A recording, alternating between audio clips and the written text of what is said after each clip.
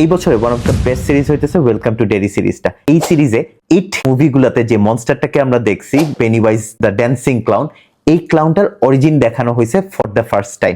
প্রথম কথা হইতেছে পেনিওয়াইজ কোনো এলিয়েন না, ও কোনো ডিমন না, ও কোনো ভূত না, ও একটা মাইক্রোভার্স থেকে আসা একটা কসমিক বিং। ও কিভাবে আসছে পৃথিবীতে? মিলিয়ন্স অফ বছর আগে ও একটা উল্কা বা একটা মিটিওর করে পৃথিবীতে এসে ল্যান্ড করছে। যে মিটিওর করে বা উল্কায় করে আসছে সেইটা দিয়েই ওকে শুধু মারা যায়। ওর একমাত্র দুর্বলতা হচ্ছে ওইটা। এটা খুবই সুপারম্যান টাইপ একটা ব্যাপার। সুপারম্যানের যেমন ক্রিপ্টোনাইট, সুপারম্যানের হচ্ছে উইকনেস। ক্রিপ্টোনাইট কোথা থেকে আসছে? সুপারম্যানকে যেই স্পেসশিপটা নিয়ে আসছিল সেটাতে করেই ক্রিপ্টোনাইট ক্রিপ্টন থেকে আসছিল। এই পেনিওয়াইজেরও সেম অবস্থা, ওকে যা নিয়ে আসছে সেটাই ওর দুর্বলতা। আর আমরা যে ক্লাউনের শেপটা পেনিওয়াইজকে দেখি, এটা আসলে ওর অরিজিনাল ফর্ম না। ওর অরিজিনাল ফর্ম এক একবার এক এক রকম থাকে। প্রথমে যখন পৃথিবীতে আসছে ওর অরিজিনাল ফর্ম ছিল একটা মুজ বা বিশাল আকারের একটা হরিণ, তারপর একটা স্কেলেটন ম্যান হিসেবে ছিল, তারপর হচ্ছে ও আরো অনেক কিছু পার করে এই ক্লাউনের শেপটায় আসছে। প্রথমে যখন মুজ ছিল, প্রথম দেখা দিছিল হচ্ছে ওইখানে যে নেটিভ আমেরিকানরা থাকে তাদের সাথে। তো নেটিভ আমেরিকানরা করছে কি, ওকে বেশি ঘাটাইতো না। যেই এলাকায় মনস্টারটা থাকতো সেই এলাকায় নেটিভ আমেরিকানরা হান্টও করতো না, ওকে ওর মতো থাকতে দিত।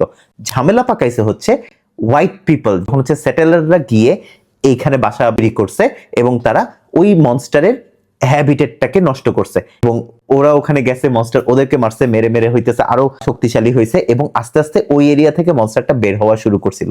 তখন নেটিভ আমেরিকানরা যেটা করছিল, ওই উল্কার যে ভাঙা অংশটা আছে সেটা 13টা ভাঙা অংশ নিয়েছিল, যেগুলোকে ওরা পিলার বলে।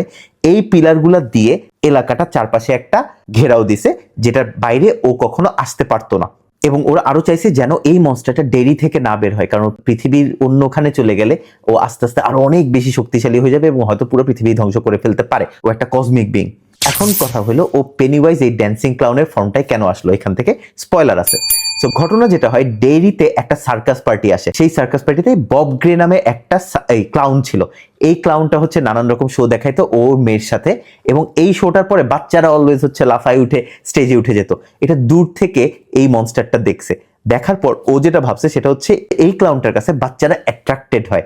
সো এই জন্যই সে ক্লাউনটাকে মেরে, বব গ্রেকে মেরে সে এই ক্লাউনটার ফর্মটা নিছে এবং এই ফর্মটাই আমরা এখনো পর্যন্ত ওকে দেখতেছি। এখন আসা যাক ওর পাওয়ার আর অ্যাবিলিটি গুলো কি কি।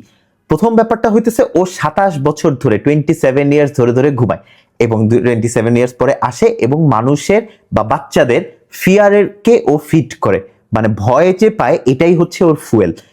তারপরের বড় পাওয়ারটা হচ্ছে একটা শেপ শিফটার, এটা হচ্ছে ওর সবচেয়ে বড় পাওয়ার। ও মাকড়সার মতো হয়ে যেতে পারে, ও ব্যাটের মতো হয়ে যেতে পারে, ও বড় স্কেলেটন বলা মানুষের মতো হইতে পারে, ও হরিণ হইতে পারে, একটা বাচ্চার চেহারা নিতে পারে, ও ভয়ঙ্কর ভয়ঙ্কর সব ফর্ম নেয়। তারপর আরেকটা যেটা আছে, ওর টেলিপ্যাথি টেলিকিনেসিস তো আছেই। টেলিপ্যাথি কি, ও এক জায়গায় বসে অন্যখানে একটা মানুষের মাথায় ওর ভয়েস শুনে শুনে ভয় দেখাইতে পারে, অলমোস্ট টেলিপোর্ট করে ওই এক জায়গা থেকে আরেক জায়গায় চলেও আসতে পারে। বেস্ট সুপার পাওয়ারটা হইতেছে যেটা আমরা ইট মুভিগুলোতে জানতাম না, প্রথম জানলাম ওয়েলকাম টু ডেরিতে এসে, যে ও সময় ম্যানিপুলেট করতে পারে বা ও সব সময়ের মধ্যে সমানভাবে চলে। ওর কাছে ফিউচার, প্রেজেন্ট, পাস্ট বলে কোনো কিছু নাই, ও একই সাথে সবখানে থাকে। ও যখন 62তে একটা বাচ্চাকে মেরে ফেলতেছে, ও অলরেডি তখন জানে যে এই বাচ্চাটার বড় হয়ে ওর একটা বাচ্চা হবে, সেই বাচ্চাটাও হচ্ছে ইটকে হয়তো মেরে ফেলবে অথবা ইটকের হয়তো জন্ম দিবে। ও জানে না জন্ম না মৃত্যু নাকি, ওর কাছে আগামীকালকে বা গতকালকে বলে কোনো কিছু নাই, ও সব সময় একই সাথে থাকে। এটা সবচেয়ে অসাধারণ একটা পাওয়ার, যেটা দেখে আমি জাস্ট উড়ে গেলাম।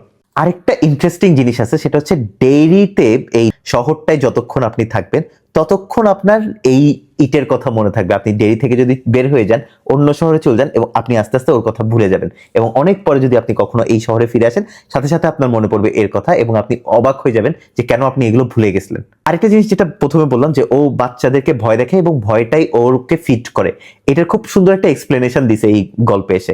ঘটনাটা হইতেছে, অনেক পশু পাখি আছে, বাঘ, সিংহ টাইপ যারা হচ্ছে হান্ট করে, এরকম পশু পাখি আছে যারা হচ্ছে প্রথমে ভয় দেখায় তারপর গিয়ে খায়। কারণ ভয় পাইলে আপনার যে ফিয়ার হরমোন অ্যাড্রেনালিন হ্রাসটা হয়, অ্যাড্রেনালিন যখন আপনার রক্তে মিশে যায় সেইটা খেতে ওরা পছন্দ করে। এই জন্যই হয়তো ইট বা এই মনস্টারটা আগে বাচ্চাদেরকে ভয় দেখায়, ভয় দেখানোর পরে গিয়ে বাচ্চাটাকে খায়। এখন আসা যাক, যেই মাইক্রোভার্স থেকে ইট আসছে সেই মাইক্রোভার্সটাই ও আসলে কি। ওদেরকে বলা হয় হচ্ছে ডেড লাইটস। ডেডলাইটটা হচ্ছে এমন একটা জিনিস, এটা হচ্ছে পিওর কসমিক এনার্জি, যেটা মানুষ কখনো আগে দেখে নাই এবং দেখলে সাথে সাথে মানুষ ইনসেন হয়ে যায়। সো দেখায় ওর মুখ খুলে গেলে একটা আলোর মতো বের হয়, সেই আলোটা দেখে মানুষজন পাগল হয়ে যায়। এবং আরেকটা ব্যাপার হইতেছে ওর অরিজিনাল ফর্মটা কি, ওর অরিজিনাল ফর্মটা মানুষ কখনো মানে ফ্যাদমই করতে পারে না। ওর অরিজিনাল আমরা আমাদের 3 ডাইমেনশন পিপল হিসেবে আমাদের কাছে মনে হইতে পারে কাছাকাছি যে জিনিসটা, সেটা হইতেছে ও হয়তো মাকড়সার মতো দেখতে একটা জিনিস, বাট এটার কাছাকাছি আমরা কখনো ব্যাখ্যা করতে পারবো না। এটাই হচ্ছে পেনিওয়াইজের হিস্ট্রি এবং পাওয়ার। আমি কোনো কিছু মিস করে থাকলে কমেন্টে জানায়।